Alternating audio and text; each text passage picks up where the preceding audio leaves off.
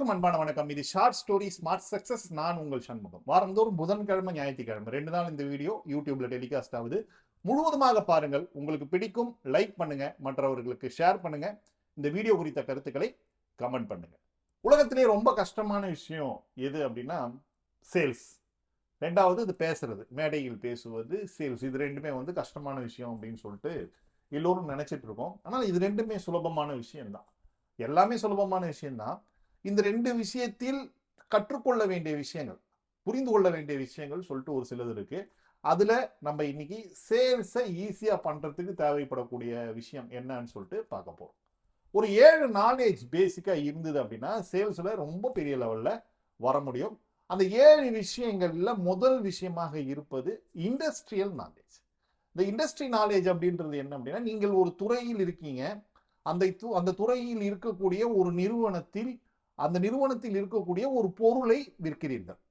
அப்ப அந்த பொருளை விற்கும் பொழுது அந்த துறையை பற்றி நீங்கள் தெரிந்து கொள்ள வேண்டும்.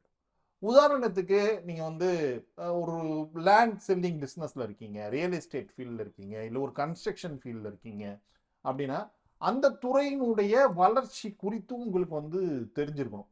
நீங்க ஒரு எலக்ட்ரானிக்ஸ் ஃபீல்ட்ல சேல்ல இருக்கீங்க. உதாரணத்துக்கு ஒரு வாஷிங் மிஷின் சேல் பண்ணக்கூடிய ஒரு துறையில இருக்கீங்க அப்படின்னா அந்த வாஷிங் மிஷினுடைய ஹிஸ்டரி, அதுல என்ன லேட்டஸ்டா என்ன நடந்துட்டு இருக்கு, அந்த வாஷிங் மிஷின் இண்டஸ்ட்ரியில என்ன நடந்துட்டு இருக்கு அப்படின்றது தெரிஞ்சிருக்கணும். இதுதான் இண்டஸ்ட்ரியை பற்றிய நாலேஜ் அப்படின்னு சொல்லிட்டு சொல்லுவாங்க.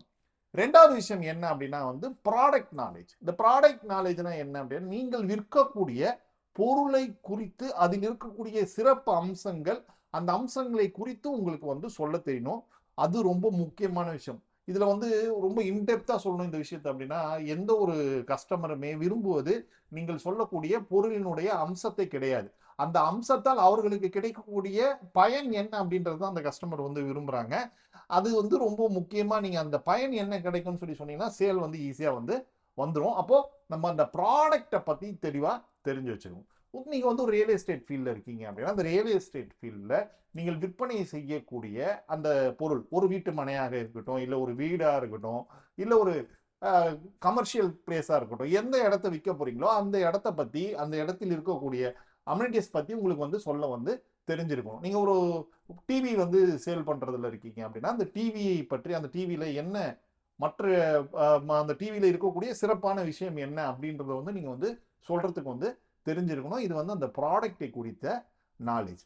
அடுத்தது பாத்தீங்க அப்படின்னா கம்பெனியை குறித்த நாலேஜ். இந்த கம்பெனி குறித்த நாலேஜ்னா நான் சொன்னது, இந்த கம்பெனின்றது நீங்கள் எந்த நிறுவனத்தில் இருக்கிறீர்களோ, அந்த நிறுவனத்தினுடைய பொருட்களை விற்கிறீர்களோ, அந்த நிறுவனத்தை குறித்து உங்களுக்கு நல்லா தெரிஞ்சிருக்கும். நீங்க ஒரு எல்ஜி ப்ராடக்ட்டை விற்கிறீங்க, இல்ல நீங்க ஒரு சாம்சங் ப்ராடக்ட்டை விற்கிறீங்க, இல்ல ஒரு சோனி ப்ராடக்ட்டை விற்கிறீங்க அப்படின்னாலும் சரி, இல்ல நீங்க ஒரு நிறுவனத்தில் இணைந்து ரியல் எஸ்டேட் ஃபீல்ட்ல பண்ணிட்டு இருக்கீங்க அப்படின்னா அந்த நிறுவனத்தை சார்ந்த பொருட்கள், நம்ம குகன் நிறுவனத்தில் நீங்க இருக்கீங்க அப்படின்னா குகனை பற்றி உங்களுக்கு நல்லா தெரிஞ்சிருக்கும். அது நல்லா தெரிஞ்சாதான் நம்ம கம்பெனியை பத்தி தெளிவா பேச முடியும். அடுத்தது, நீங்கள் விற்கக்கூடிய வாடிக்கையாளர்களை பற்றி உங்களுக்கு தெரிஞ்சிருக்கணும். இந்த வாடிக்கையாளரை பற்றி தெரிஞ்சுக்கணும்னா அந்த வாடிக்கையாளர் எவ்வளவு பிரைஸ்ல இருந்தா வாங்குவாங்க அப்படின்றது உங்களுக்கு தெரிஞ்சிருக்கணும். அவங்க ஃபேமிலியை பத்தி ஓரளவு நமக்கு தெரிஞ்சிருக்கணும். அவங்களுடைய விருப்பம் என்னன்னு சொல்லி தெரிஞ்சிருக்கணும். அது தெரிஞ்சதுன்னா நீங்க எந்த பொருளை வித்தாலும் சரி, அது நீங்க எந்த ப்ராடக்டாக இருந்தாலும் சரி, அதை விற்பது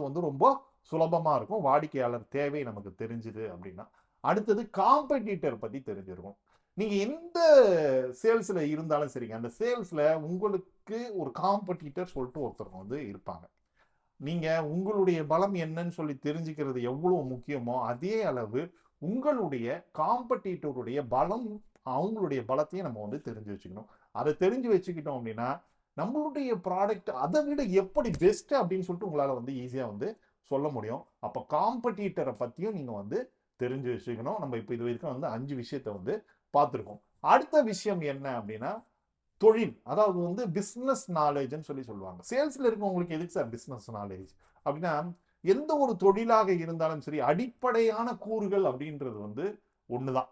நீங்க எத்தனை கஸ்டமரை பாக்குறீங்க, அந்த கஸ்டமர் கிட்ட இருந்து எத்தனை சேல்ஸை கன்வெர்ட் பண்றீங்க அப்படின்றது ஒரு நிறுவனத்துடைய தொழிலுடன் சம்பந்தப்பட்ட விஷயம். அப்ப நீங்க அந்த நிறுவனத்துக்கு லாபம் ஈட்டி தரணும் அப்படின்னு சொல்லி நினைச்சீங்க அப்படின்னா நீங்க சேல்ஸ் எடுக்கணும். நீங்க சேல்ஸ் எடுத்தா தான் உங்களுக்கும் ரெவென்யூ கிடைக்கும். அப்போ சேல்ஸ் எடுக்கணும் அப்படின்னா அந்த நிறுவனத்தினுடைய பிசினஸ் ப்ரொஃபைலை பத்தி, பிசினஸ் எப்படி நடந்துட்டு இருக்கு, பிசினஸ் உடைய பேசிக்கான ஃபண்டமெண்டலை பத்தி உங்களுக்கு வந்து தெரிஞ்சிருக்கணும். இதுவும் ரொம்ப முக்கியமான விஷயம்.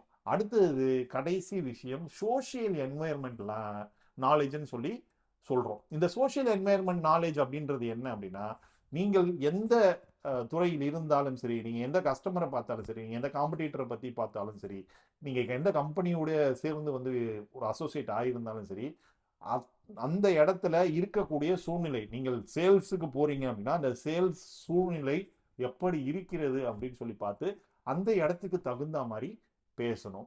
அதுதான் வந்து சோசியல் என்வாயர்மெண்ட் நாலேஜ் அப்படின்னு சொல்லி சொல்றோம்.